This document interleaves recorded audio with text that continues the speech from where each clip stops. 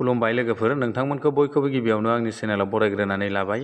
आसा खालामो नोंथांमोना आंनि भिडिअखौ जोबजासिम नायलांगोन आरो सोरबाफोर चेनेलाव गोदानै फैदोंब्ला दासिमबो जुदि आंनि चेनेलखौ साबस्क्राइब खालामाखैब्ला अननानै चेनेलखौ साबस्क्राइब खालामनानै हो, लोगोसे लाइक आरो शेयार खालामना होदो लोगोफोर। दिनै आं नोंथांमोननो मोननैसो गोदान आपडेट लानानै फैलायबाय लोगोफोर।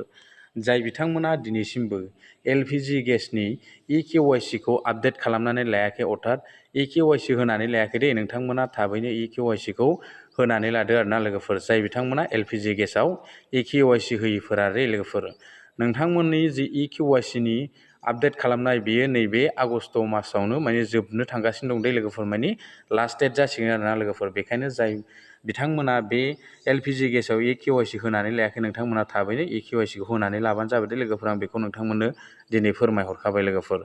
बेजों लोगोसे आं नोंथांमोननो मोनसे आपडेट लाबोदेरबावदों। भिडिअनि डिसक्रिपसनाव होनानै दोनदों आं लोगोफोर। बे डिसक्रिपसनाव नोंथांमोना लिंकआव थांनानै मोनसे गेम आपडेट लाबोना फैदों लोगोफोर। नोंथांमोना बेवहाय थांनानै बे लिंकआव क्लिक खालामनानै लाहैनो हागोन आरोना लोगोफोर, आरो बे गेमखौ गेलेनो हागोन। बे गेमा नोंथांमोननि थाखाय जुनियन गेम दे लोगोफोर, बेयो मानि फेक गेम नङा। नोंथांमोना बेवहाय थांनानै लिंकआव क्लिक खालामनानै जइन जाहैनानै नोंथांमोना बेवहाय गेमखौ गेलेनो हागोन लोगोफोर। बेवहाय $10 जाब्लाथाय नोंथांमोना बेनिफ्राय उइथड्र खालामनानै लानो हायो दे लोगोफोर। इजिलिथार लोगोफोर गेमा। नोंथांमोना थांनानै आंनि भिडिअनि डिसक्रिपसन बक्सआव थांनानै नोंथांमोना बे गेमनि लिंकआव क्लिक खालामनानै नोंथांमोना बे गेमखौ गेलेनानै लाहैबानो जाबाय दे लोगोफोर। आं बेखौ नोंथांमोननो फोरमायहरखाबाय। आरो जाय महिला आइजोफ्रा अरुण'दयनि सिगांनिफ्रायनो फैसा मोनबोबाय दं दै, बा दाख्लैनि जि 1,100 रांखौबो नोंथांमोना मोनदों आरो सिगांनि 9,000खौबो मोनबोबाय दङ, बिथांमोननि थाखाय मोनसे गोजोनथाव खौरां होननानै बुंनांगोन। जायफोर महिला आइजोफ्रा अरुण'दयनि फैसाखौ मोनबाय थादों, नोंथांमोनहा बे बाराव आसामनि चिफ मिनिस्टार बिथाङा ससियेल मिडियानि गेजेरजों फोसावनानै होखाबाय। नोंथांमोना एबारनिफ्राय खेबसेयैनो नोंथांमोना 15,000 फैसाखौ नोंथांमोना लानो हासिगोन होननानै चिफ मिनिस्टार बिथाङा फोसावनानै होदों दे लोगोफोर। दा बेखौ नोंथांमोना गोनो गोथो साननो हागौ, बे 15,000 फैसाखौ माबोरैहाय मोननो।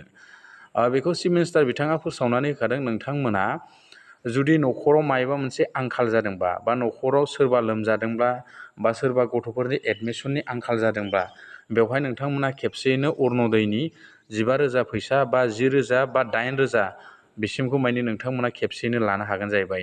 मानि दा आगस्ट सोलिदों नालाय, आगस्ट, सेप्तेम्बर, अक्ट'बर बेबायदि मासनि एडभान्स मासनिखौ नोंथांमोना अरुण'दयनि फैसाखौ खेबसेयैनो लाखानो हायो जाहैबाय। बेनि उनाव नोंथांमोनहा जेब्ला अरुण'दय मोनगोन, मास जोबखांनायनि उनाव जेब्ला गोदान मास फैबाय थागोन, बेबायदिनो अरुण'दय मोनलांबाय थागोन। बेनिफ्राय नोंथांमोननिफ्राय 200 खरै मानि प्रत्येक मासावनो नोंथांमोननिफ्राय अरुण'दयनि मुङै मानि फैसा मोननायखौ दाननानै लांफिनगोन आरोना गभर्नमेन्टआ। बेनिफ्राय नोंथाङा जेब्ला 10,000 फैसा लानाया कमप्लिट जायो, अब्ला नोंथांनिया मानि बे 200 दानना लांनाया 10,000 कमप्लिट जायो, अब्ला नोंथाङा मानि बेनि उनाव आरो गोदानै मानि लाफिननो हागोन होननानै चिफ मिनिस्टार बिथाङा फोसावनानै होखाबाय दे लोगोफोर। नोंथांमोनाबो दा मिथिबाय बे 15,000 फैसाखौ बोरैहाय मोननो हायो, बा 10,000 फैसा बा 8,000 फैसाखौ नोंथांमोना बोरैहाय अरुण'दयनिफ्राय खेबसेयैनो मोननो हायो, बेखौ आं नोंथांमोननो फोरमायबाय आरोना लोगोफोर। बेबायदियैसो नोंथांमोना मोननो हायो। मानि नोंथांमोना खेबसेयैनो एडभान्स 10,000 लानो हायो बा 15,000 लानो हायो। बेनिफ्राय नोंथांमोना प्रत्येक मासावनो 200 खरै मानि बेखौ गभर्नमेन्टआ दानना लांफिनगोन होननानै फोसावनानै होदों दे लोगोफोर। दा बे खामानिखौ आसामनि चिफ मिनिस्टार बिथाङा गावनो फोरमायनानै होबाय। बेखौ नैबे आगस्टनि मासनि जोबनायनिफ्रायनो मानि बेनि खामानिखौ मावलांसिगोन होननानै चिफ मिनिस्टार बिथाङा फोसावनानै होबाय दे लोगोफोर। आं बेखौ दिनै नोंथांमोननो फोरमायहरबाय। दा दिनैनि सुंद' आपडेटखौ बेखिनियावनो फोजोबनाय जाबाय लोगोफोर। गोजोन्थों, थेंकिउ। नेक्स्ट आपडेटआव लोगो मोनसिगोन। बाय बाय। जै बर' हारिनि जै।